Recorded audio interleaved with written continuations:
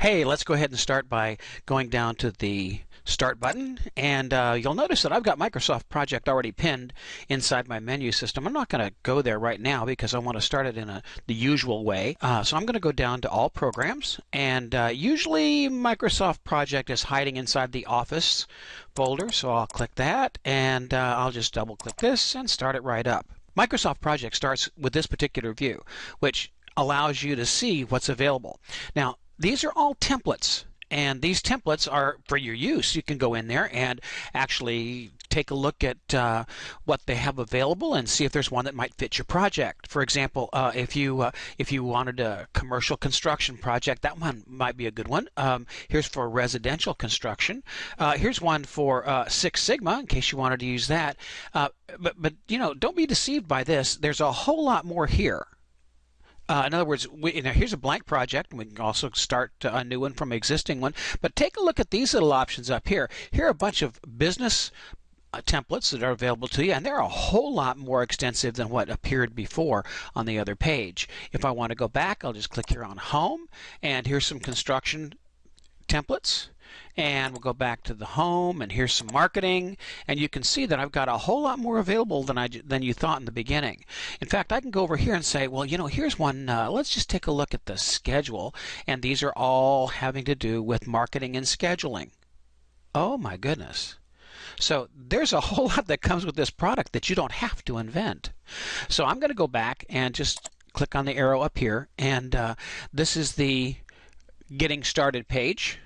So we're going to go ahead and say, just start a blank project for me, and we're going to walk across and give you some screen orientation. We're going to go ahead and get rid of that dialog box, even though that is the first dialog box that you want to fill in when you actually start a project. We're going to come back to that one. The paradigm of a ribbon is what 2013 uses, and Project is no different than the other Microsoft products.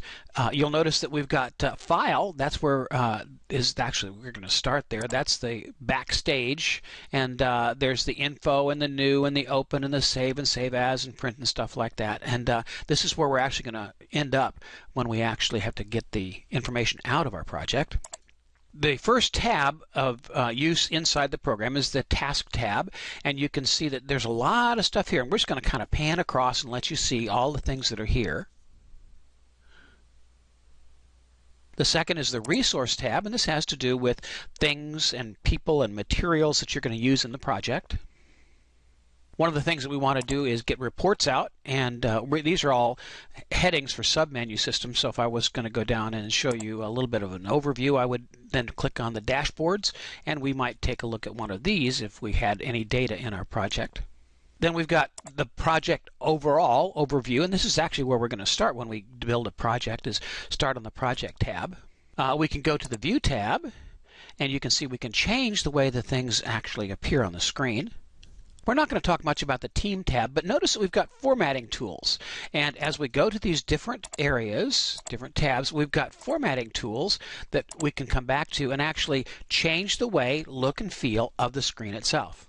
The second area down here is called the Timeline, and we can see an overall view of how the project is coming. And we can see, by the way, we can get rid of this if we want to right away. And then we've got two major areas of the screen down here on the left and right. We've got the table view, which is on the left-hand side, and we've got the chart view, which is on the right-hand side. Now, the nice thing about this is if I go to my dividing line right between, notice I've got this little railroad track in the middle.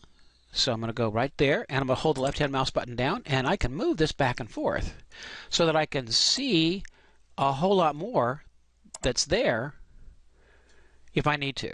So if I need my chart to take up more space, I can just go ahead and pull that chart all the way over to the left. And if I need my table to take up more space, I can do that.